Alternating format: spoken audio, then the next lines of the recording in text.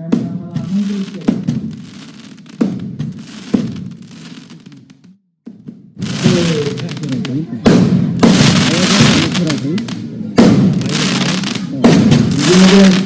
बरेच पाटील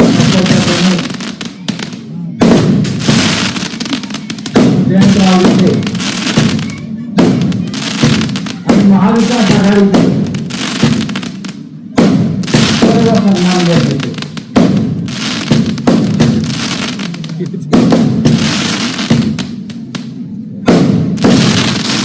तुमचं गाव अत्यंत आनंद आणि गावाचा उत्साह मी पाहतो मनापासून. असं मला वाटलं नाही गावात आल्यावर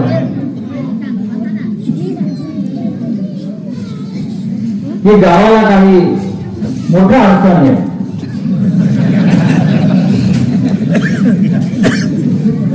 ज्या कादवा नदीवरील पूल आपण मगाशी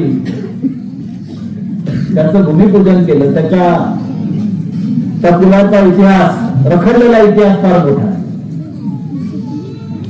आणि योगेश महाशय आमच्या भारतीय जनता पक्षात होते तेव्हापासून ते पाठपुरावा करतात. आता ते शिवसेनेमध्ये आहे. म्हणजे सत्ता सोडून विरोधी पक्षात येणारा बोलते त्या भागातला पहिला कार्यकर्ता. म्हणजे नदीचा प्रवाहात तोटा पोहतो आहे आणि तरी त्याच्या चेहऱ्यावर हास्य, म्हणजे खुश आहे.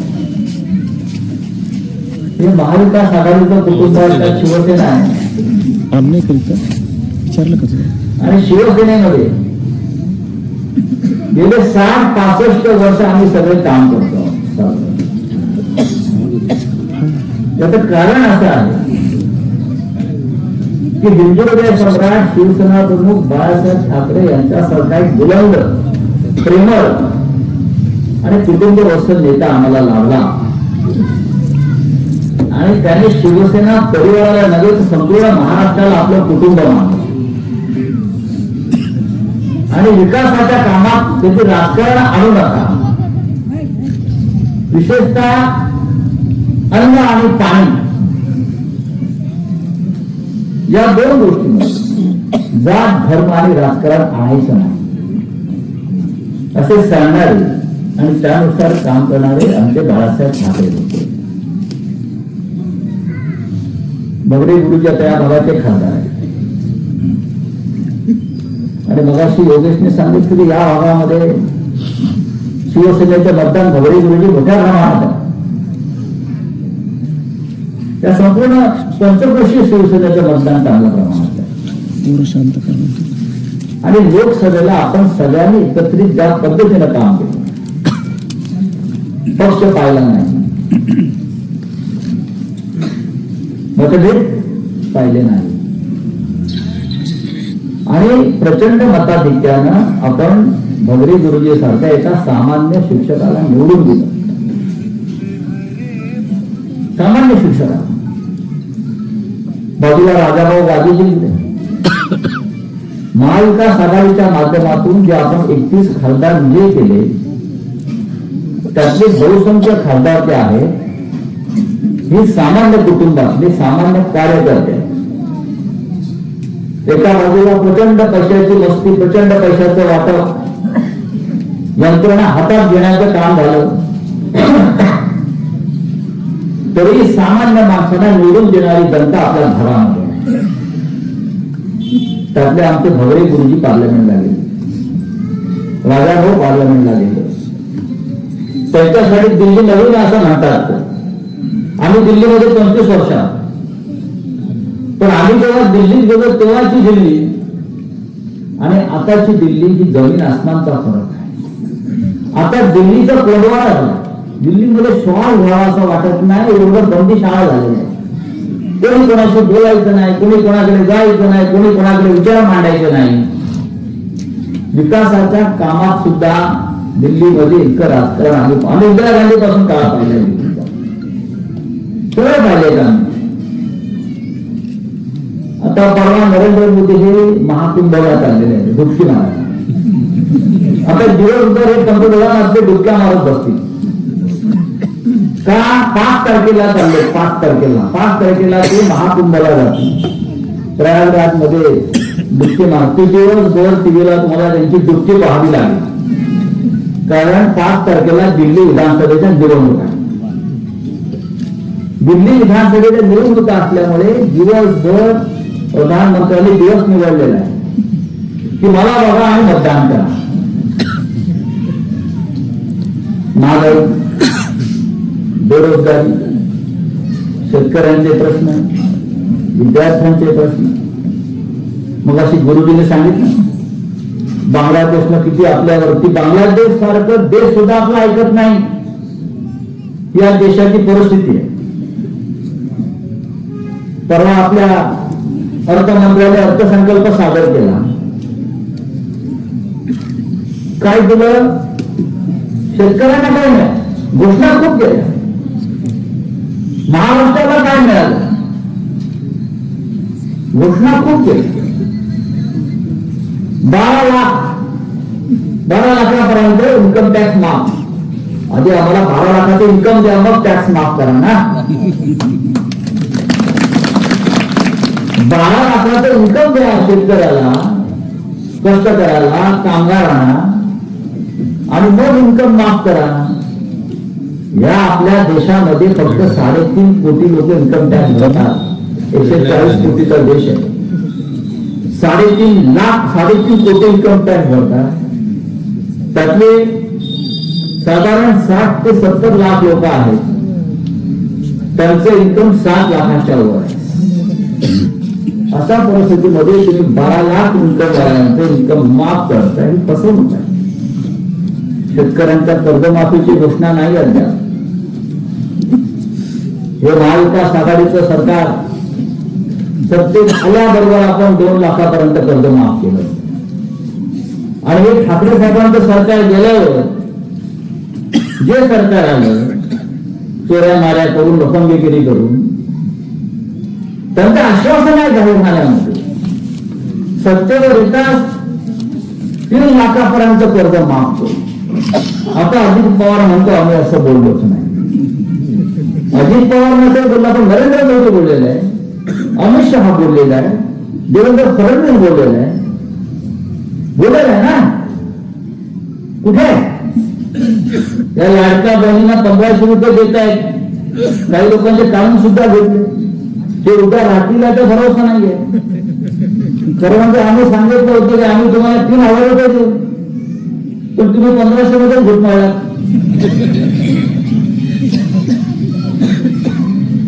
आम्ही काहीतरी चांगलं करण्याचा प्रयत्न करतो. तर आज या महाराष्ट्रामध्ये भारतीय जनता पक्षासह शिंदेचे लोक जिंकले कसे, हे लोकांना पडलेलं कोण आहे?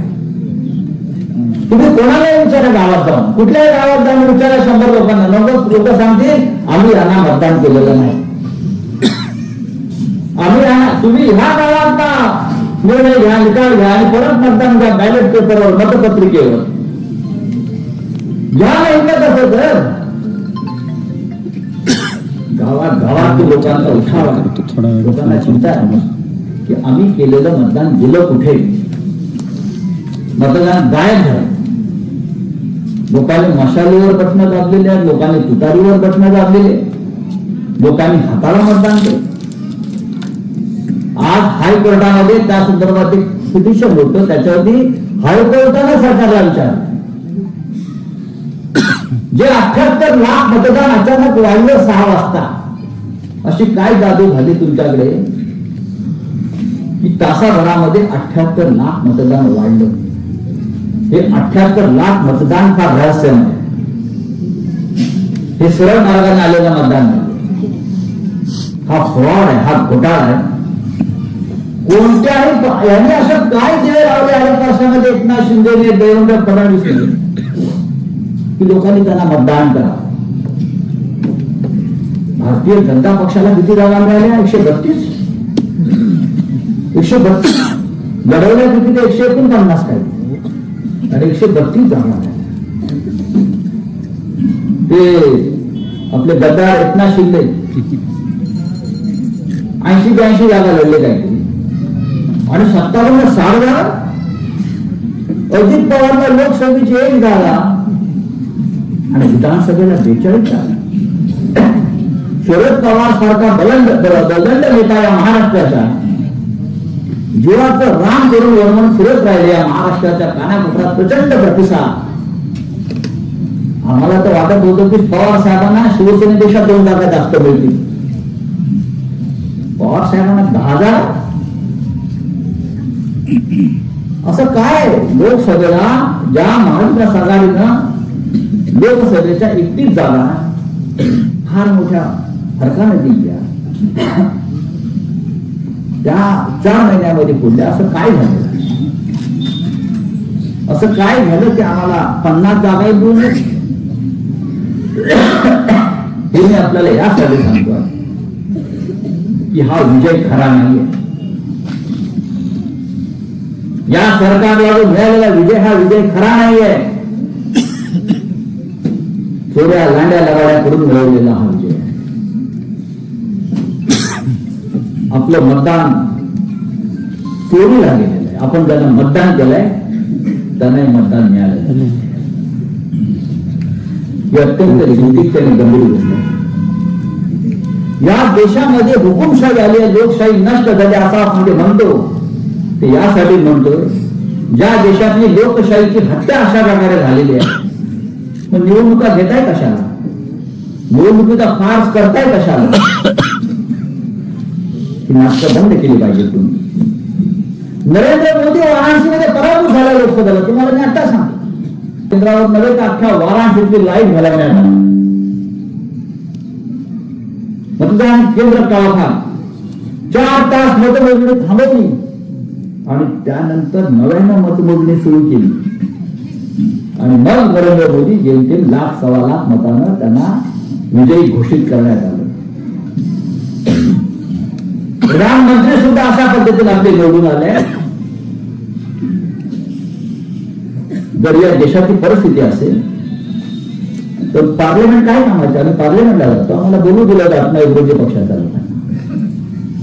बोलणाऱ्यांना आमच्याकडे लोकांना तुरुंगात टाकलं जातं. तुम्हाला तुरुंगातच टाकून दिलं. हा जास्त बोलतो, हा मोदीला विरोध करतो, हा आमच्या भानगडी बाहेर काढतो भ्रष्टाचाराचा, हा इंग्रजा सम्राट बाळासाहेब ठाकरेंची बाजू भक्कमपणे मांडतो, उद्धव ठाकरेंची बाजू भक्कमपणे मांडतो. ह्याला टाका तुरुंगात. त्याला वाटलं मला तुरुंगात टाकल्यावरती माझा आवाज बंद होईल. पण माझा आवाज जास्तच वाढला. जाऊ आहे तुरुंगात आणि तुरुंगातून आलो जाऊन ज्या मस्तीत गेलो त्याच मस्तीत आम्ही बाहेर पडलो. जाताना तर माझ्या हातामध्ये भगवा होता, येताना सुद्धा आम्ही भगवा खडकवत बाहेर आलो. ती गोष्ट आहे. राजाभाऊ वाजे, भगरे गुरुजी या तोडफोडीच्या राजकारणामध्ये सुद्धा इथे बसलेला आपल्या नेत्याशी आपल्या विचाराशी इमान राखून आहे आणि जोपर्यंत हे इमान आमच्या मनगटात आणि छातीमध्ये तोपर्यंत नरेंद्र मोदी तुमच्या हुकुमशाहीशी आम्ही टक्कर देत राहू. देवेंद्र फडणवीस तुमच्या लांड्या लवाड्या आम्ही उघड करत राहू. कारण आम्हाला सत्ता असली नसते आम्हाला काही फरक पडत नाही. आम्ही आयुष्यभर विरोधी पक्षात काम केलं राहिलो. आम्हाला सत्ता आली तर आम्ही अस्वस्थ होतो अनेकदा. आता करायचं नाही. आता मारामाऱ्या कशा करायच्या? शिवसेनेचा जन्म रस्त्यावर होता. आम्ही जन्मताच आमच्या हातात बघत होते. फोडाफोड आम्ही पण केल्या फोडाफोडी, पण अशी नाही, रस्त्यावर केल्या. जनतेच्या प्रश्नासाठी, शेतकऱ्यांसाठी, कामगारांसाठी, मराठी माणसासाठी. शिवसेनेचा जन्ममुळी मराठी माणसाच्या हितासाठी झाला. बाळासाहेब ठाकरे महाराष्ट्राची राजधानी मुंबईवर मराठी माणसाचा पगडा राहावा. आपल्याकडले या भागातले अनेक आपली मुलं बाळ आपले नातेवाईक मुंबईत असतील आहेत ना, त्यांना सन्मानाने आमच्या मुंबईत जगता यावा मराठी म्हणून शिवसेनेची स्थापना केली. म्हणून नाही मराठा तेव्हा आम्हाला तुरुंगात जावं लागलं. बाळासाहेब ठाकरे 3 महिने तुरुंगात होते त्या काळात. 1969 साली 3 महिने कारागृहात होते आम्हाला सवय करून घ्या की नरेंद्र मोदींना आम्ही घाबरत नाही, अमित शहाला आम्ही घाबरत नाही. टाका खोट्या केसेस आमच्यावर. शरद पवारांचा छळ करतात. पवार साहेबांना अटक करावी झाले होते मधल्या काळामध्ये. राहुल गांधींना ईडीच्या नोटीस आल्या. 7 दिवस त्यांनाही बोलवलं ईडीनं, आम्हालाही बोलवलं, आम्हाला अटक केली. करा ना.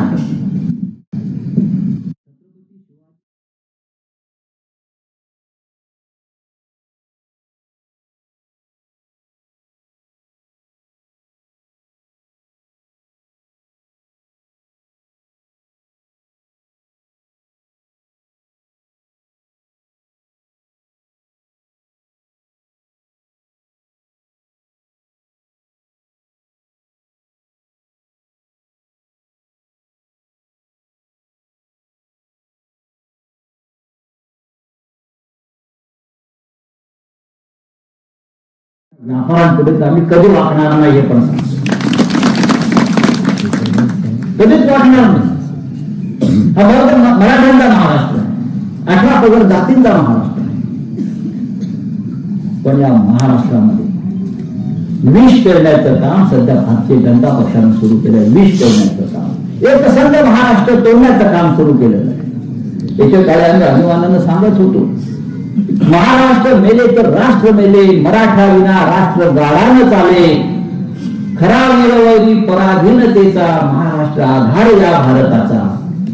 आज हा आधार तोडण्याचं काम, महाराष्ट्र तोडण्याचं काम, मराठी माणसाला खतम करण्याचं काम नरेंद्र मोदी, अमित शहा, फडणवीस यांच्या सरकारनं चालवलेलं आहे. आणि महाराष्ट्र जेव्हा बंड करून उठला, मराठी म्हणून जेव्हा बंड करून उठतो, तेव्हा मतपेटीच्या माध्यमातून चोऱ्या करून आपलं सत्ता आणण्याचं पाप या सरकारने केलं. तर म्हणून आपल्याला घाबरायचं काय? एक निवडणूक आपल्या हातून गेली असेल, पण नरेंद्र मोदी आणि अमित शहा का अमृत पिऊन आलेले नाही, लक्षात ठेवा. ते काय ओरून येताना अमृत पिऊन आले का? नाही. सगळ्यांना जायचं नाही केव्हा तरी. पुन्हा हे राज्य आपल्या हातात येत आहे. जे संयम पाहिजे, संयम पाहिजे, चिकाटी पाहिजे. भारतीय जनता पक्षाचे 2 खासदार होते एकेकाळी, 2. शिवसेनेला बरोबर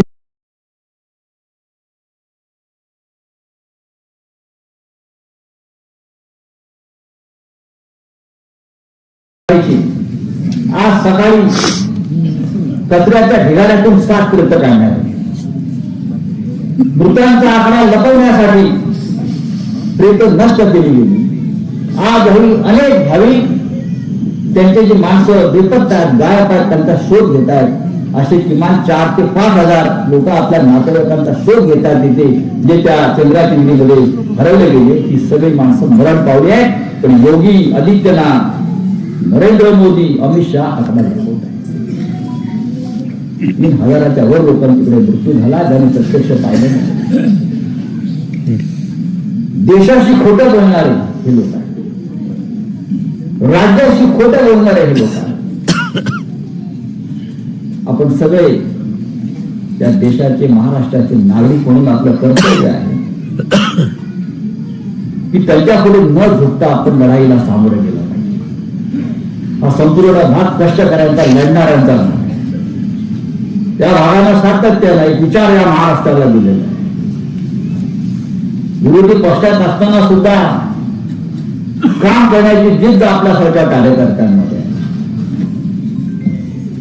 मग अशी योगेश काहीतरी म्हणत होता की खासदार फंडातून काहीतरी मदत हवी. आपण काहीतरी प्रपोजल घेऊन या, नक्की आम्ही करू. आता आमच्या खिशातला पैसा नाही आहे. नरेंद्र मोदी तुम्हाला देणार नाही, पण संजय राऊत नक्की देईल. खरं त्यांनी द्यायला पाहिजे. नरेंद्र मोदीच्या खिशातले पैसे नाहीत. गुजरात मधला पेढीवर बसून तर जनतेचा पैसे भरत नाही. हा आमच्या करातला पैसा त्याच्या हातामध्ये आहे, त्यांनी द्यायला पाहिजे. आणि राजकीय भेदाभेदी न करता विकासासाठी त्याने सगळ्यांना निधी दिला पाहिजे. पण राजाराव वाजेंना निधी मिळणार नाही, भगरे साहेबांना निधी मिळणार नाही. विधानसभेत विधिमंडळामध्ये महाराष्ट्रात विरोधी पक्षाच्या आमदारांना आता निधी मिळत नाही, असं यापूर्वी कधीच घडलेलं नाही. लोकप्रतिनिधी आमदार हा साधारण 1.5-2 लाख मतदारांचं प्रतिनिधित्व करतो, तो महाराष्ट्राचा भाग आहे. लोकसभेमध्ये तुम्हाला 5-5, 10-10 लाख मतं पडतात. हा देशाचा एक भाग आहे, तुमचा स्वतः खाजगी नाही आहे. तुम्ही सगळ्यांना समान न्यायाने वागवलं पाहिजे. परंतु माझ्या पक्षाचा नाही, जो मला मत देत नाही तो माझा नाही, हा विचार देशद्रोही. आणि सध्याचं सरकार त्या पद्धतीनं वागत आहे. या सगळ्या महाराष्ट्रानं आपला मराठी स्वाभिमानी बाणा टिकवून ठेवला पाहिजे. तुमच्या शिवाय आम्ही उभे राहू, लढत राहू. आणि तो बाणा मला या आपल्या गावात दिसला, त्याचा मला आनंद आहे. यापुढेही हा एकोपा, हा बाणा आपण कायम ठेवावा. 3 खासदार इथे उपस्थित आहेत. पार्लमेंट सुरू असताना लक्षात घ्या, गावाची ताकद बघा.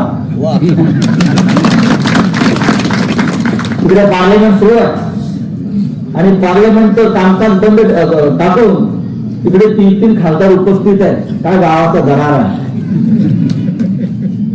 तर गावावर प्रेम सुद्धा आहे, गावाचं सुद्धा प्रेम आहे सगळ्यांवर. हे असंच प्रेम ठेवा. आणि आमच्यासारखे लोक आहेत, स्थानिक खासदार आहेत, आम्ही आहोत.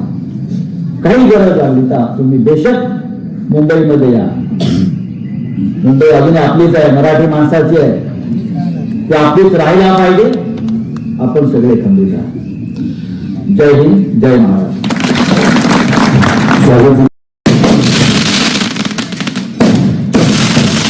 माझे संसदेचे सहकारी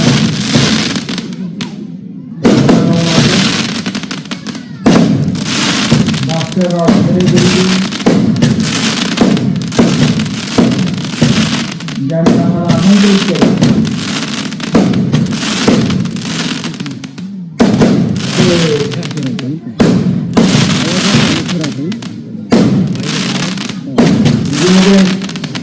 पाटील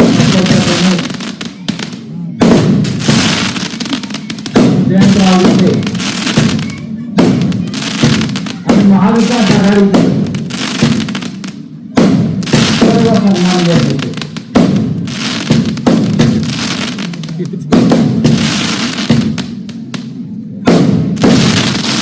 तुमचं गाव अत्यंत आनंद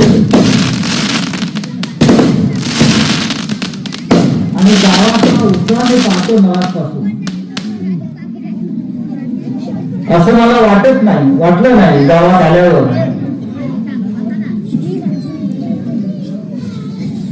की गावाला काही मोठा अडचण आहे.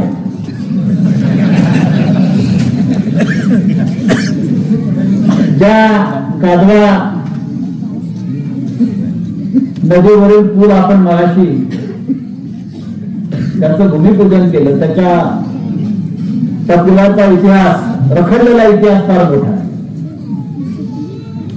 आणि योगेश महाशय आमच्या भारतीय जनता पक्षात होते तेव्हापासून ते पाठपुरावा करतात. आता ते शिवसेनेमध्ये आहेत.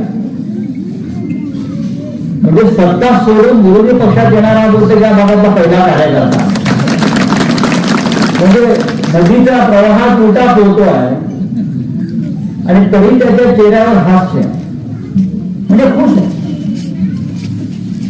हे महाविकास आघाडीचं कुटुंब शिवसेना आहे. आणि शिवसेनेमध्ये गेले 60-65 वर्ष आम्ही सगळे काम करतो. त्याचं कारण असं आहे की हिंदुहृदय सम्राट शिवसेना प्रमुख बाळासाहेब ठाकरे यांच्यासारखा एक बुलंद, प्रेमळ आणि कुटुंबवत्सल नेता आम्हाला लाभला. आणि त्याने शिवसेना परिवाराला नव्हे तर संपूर्ण महाराष्ट्राला आपलं कुटुंब मानलं.